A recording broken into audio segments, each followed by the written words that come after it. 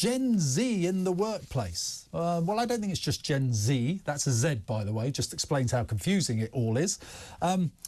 You could, if you were reading lots of surveys that have come out, conclude that they don't like coming into the office.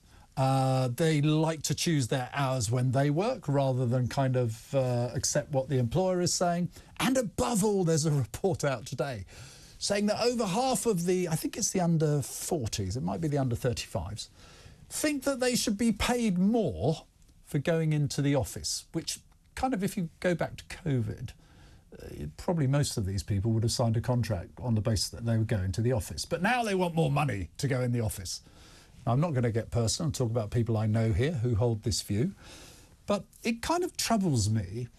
And I'm, in two respects, am I just a grumpy old man now who thinks all the previous generations, right, are just wrong and they need to get a spine and it wasn't like that in our day?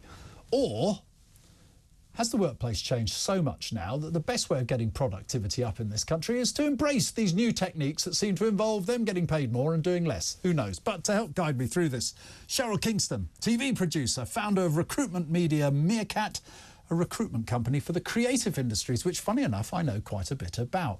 Cheryl, welcome. Thank you. Hi, Nick. Hello. Am I just a grumpy old out-of-touch man who is saying the generation before me need to buck their ideas up, or is there something to this?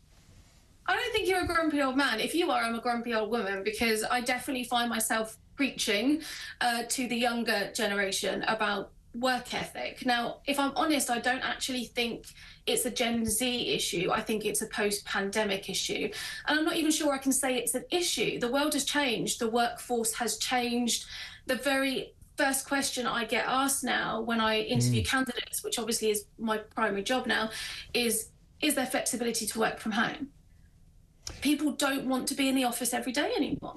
Now, in a way, I can manage that progress. What goes with it I find quite intriguing, to the point that they actually resent going into the office, even if it's 1 or 2 days a week. Slaughter and May, I'm sure you read about it, one of the top legal firms, I'm assured, are considering publishing the names, i.e. naming and shaming, the persistent members of staff who don't fulfil their obligation to go in, I think it's 2 or 3 days a week. And I know you will disagree with this, but this is the grumpy old man. I'm cheering because I don't think it's unreasonable to say, guys, like, we've agreed, you're coming in 2 or 3 days a week and you can have 2 at home. It'll probably be Monday to Friday. But if you don't honour that obligation, let's name and shame them. Yeah, I'm not sure I agree with naming and shaming. I didn't think you would. I didn't think you would. I don't agree with that, but I do think that there needs to be an education now, and I almost feel like it needs to be company-wide or even country-wide, where this is the standard, because the problem is you're up against companies who will let you do whatever, you know, work from home, half-day Fridays, do whatever you like, and then you've got companies that want you to be in every day. Now, those companies are struggling to retain great talent, because you can go down the road, potentially get a little bit more salary, and you get to have some flexibility. The problem is, and I think, again, I don't know if I should use the word problem, but the Gen Z generation, to which I'm not, sadly, part of, they want more out of their life. And that's the difference. You know, I think it's a work-life balance now for many people, isn't it? Almost for all people, but you wouldn't believe how many people that are 40 to 60 that I speak to, where working from home is even more important to them, because they have children, they want to do the school run, they want to be able to take their, you know, I literally had part of a contract drawn up for a candidate because he wanted to take his child swimming at 6 p.m. on a Tuesday. Which is, you see, where I've seen it abused is that you can actually have people, when companies were moving from post-COVID where everyone was at home, and first of all try to encourage and motivate, and then eventually, like most companies, they said 2 days a week, 3 days a week. You've got people saying, well, this doesn't suit me. I've got the dog at home and I need to take it out for a walk twice a day. I mean, there has been a switch that's been flicked. Yes. that says this is the most important thing to me. Do they need to remember where their income comes from, and that actually there has to be a more conciliatory approach? Yes, I would 100% agree with you. So I've literally had candidates turn down a job because they've just bought a dog. Now, I find it really hard to get my head around that. I have a 4-year-old and I still have to work. Because if I don't work, I don't pay my bills, I don't get a house, I don't have a house. So to me, you having a dog is just not a good enough And it's your choice. In the office. It's your choice, exactly. And what do you say now? Sorry, Cheryl. Go on. But what do you say now, also, to the employee that might walk into your office and say, we just moved 2 hours away and from having lived 20 minutes close to the office, I want you to consider 5 days a week working from home from me now. I mean, and if you say no, you're the problem, not them. Now, see, I struggle with that, Nick, because I don't live in London. So I live near Petersfield Way, down on the south, and I used to live in Portsmouth. So it used to take me 2.5 hours to get to London, door to door, and 2.5 hours back. And I did it for 7 years. Yeah, me too. Because if you're in the media and TV world, you need to be a bum on a seat. That's how it was back in my day.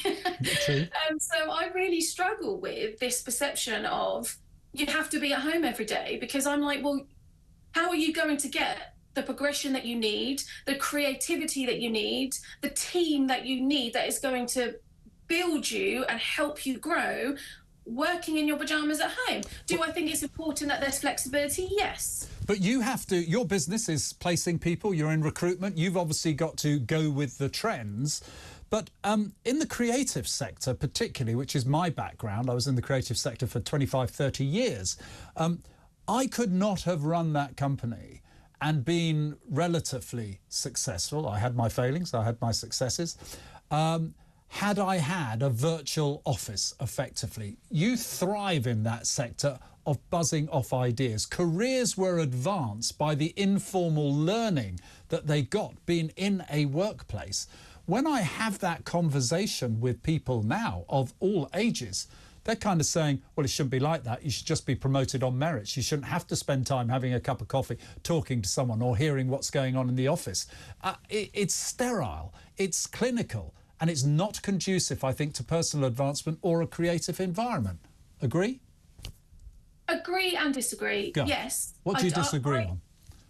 Well, there's so many research and studies that have come out post-COVID that says people will thrive in a creative environment if they feel like they have a choice. So if you don't feel confined, and did I resent being up and down in London every single day, 5 hours of travelling? Yes, it took its toll. After 7 years, I'd had enough. I didn't want to do it anymore. Had I been given a little bit more freedom, and I mean a little bit, I'm not talking about being at home every single day, would I have potentially worked harder, done a little? Probably. So I think that there needs to be a balance, to be honest. I don't think you're ever going to get... Oh, well, this is the question. Has it changed forever? Yes. So that's it. We're now... Do you think it will be hybrid? Do you think the offices will win that are saying you've got to come in 2 or 3 days a week? Do you think that is where we're going to end up? They will win. They will win, yeah. And to be fair, we're not getting people asked to be at home every day like we used to. Go back even a year ago, I was like, people were, I want to work from home every day. Now they know they have to be in the office sometimes. But those companies that demand you to be in 5 days a week, they will lose in the long term. But if the labour market tightens, and we're seeing some evidence of that, I'm not convinced, but you're seeing some evidence of that, the employer will have the upper hand again. You don't think they'll be tempted, for those jobs that are flexible, because not all jobs are flexible, you don't think they'll be tempted to go back to 5 days a week? I don't think they'll be able to. That's just my opinion. There you go. The grumpy old man is going to have to move on and modernise. Thank you so much indeed for joining me. Cheryl Kingston from Media Meerkat, her recruitment agency for creatives.